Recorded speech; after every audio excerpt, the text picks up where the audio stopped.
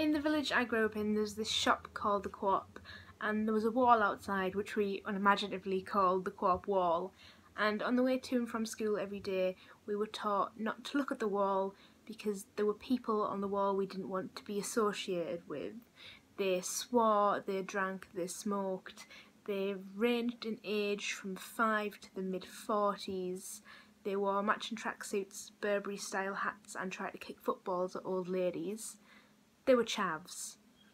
Hi, I'm Laura of Cook's Books, and today I'll be reviewing Chavs, The Demonization of the Working Class by Own Jones. This book raises a series of essays all relating to the chav subculture in the UK. At first, Jones talks about how class is still very prevalent and very entrenched in the UK, despite politicians trying to pretend we've left class behind as a nation.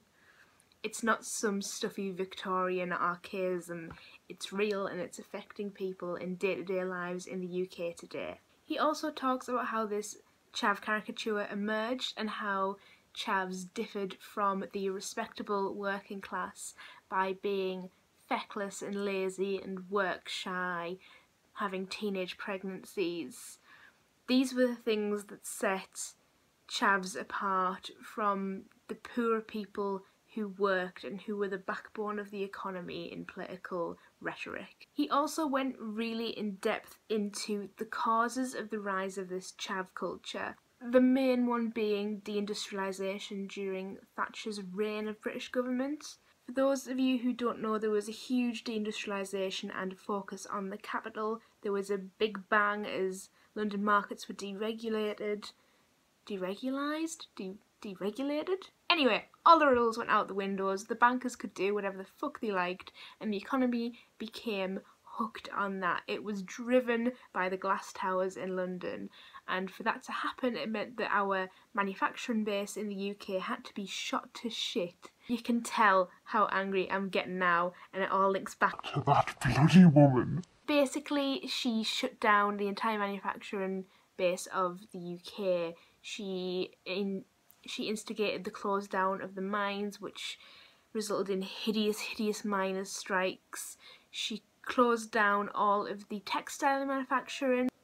Just everything we had made ourselves as a nation ceased to happen because foreign trade and foreign work became cheaper and we couldn't drive down the living standards of the working class here enough to compete with that. So our economy became really retail based, and that's where all of the jobs ended up going, and obviously they had lower salaries and there wasn't enough jobs to go around, so lots of people ended up being out of work and whole families were out of work for generations and generations until people became work shy, and those were the people that the chavs came to represent. Jones also went into the current consequences of that deindustrialisation, so as well as this awful stereotypes surrounding an entire group of people who are just poor and are just trying to get by, as well as that emerging, you have lots of other issues such as no council houses being available, so homelessness is on the rise, antisocial behaviour, teen pregnancy. There are so many knock-on effects of that deindustrialisation that have just emerged recently, and to be honest, one of the biggest is a lack of community.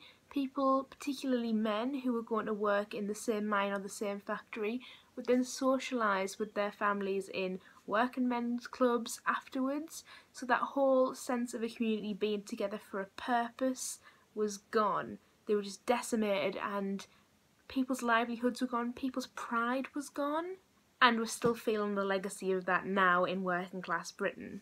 I like that in the causes it wasn't just that bloody woman who was blamed. It was also really fairly, despite Owen Jones's personal political leanings, shared out over New Labour as well, and how they continued these harmful Thatcherite policies. So Tony Blair's government and Gordon Brown's government, I really appreciated that there was an attempt at creating a fair set of blame across the political parties. Obviously, it's always ultimately going to be Thatcher's fault. Just pretend you're in the mine. You're in the mine. But yes, that repetition was kind of inherent in the premise of the book, so I'm not that mad. If anything, it really helped to cement the points he was making, especially if they were points that would be new to you if you were coming at this from a middle class background. In terms of my own class, I was from what would be deemed as a respectable or aspirational working class family because both of my parents worked, but my grandfather was a miner. He was thankfully out of the mines by the time they were deindustrialised and shut down, and he was not therefore required to go on the pickets, although he did support the miner strikes. But it is a huge peace of mind to know he was never in that position. But I know that I am probably well on the road to becoming middle class. I was first in my family to go to university. I'm studying a master's course. I'm going to have a career in speech and language therapy, so in the health sector, and Jessie is going into managerial retail sector jobs, so we are going to have a very middle class life and lifestyle that my great grandparents could never have imagined. So in some respects I can appreciate that Owen Jones has a privilege when it comes to talking about these matters. He was from a middle class family, both of his parents were lecturers, I believe, but he did go to a state school and he interacted with, he says, lots of working class children, and he has lots of working class friends, and to try and offset this privilege he includes as many viewpoints as possible in the book. He also kind of tries to offset his own privilege by including content that is direct quotes from lots of working class people, from supermarket workers, from call centre workers.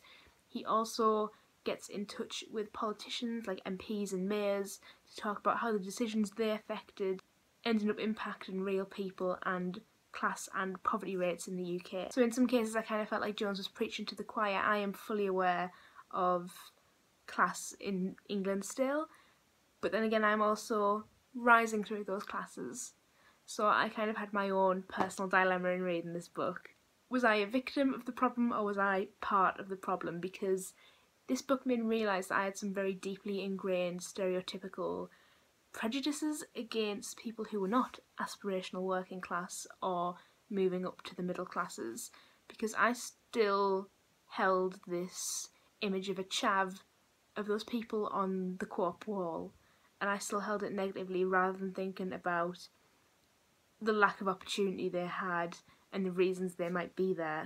I really liked that within the book he used relatable examples, and examples that were really memorable from recent British culture. So he used the Hillsborough disaster, he used the disappearances of Madeleine McCann and Shannon Matthews, and he also brought up the infamous bigot gate that anyone from the UK can remember from the 2010 general election. Obviously this book came out some point fairly recently after the 2010 election, and it was interesting to see how much had changed since then, or should I say how little had changed in politics since then.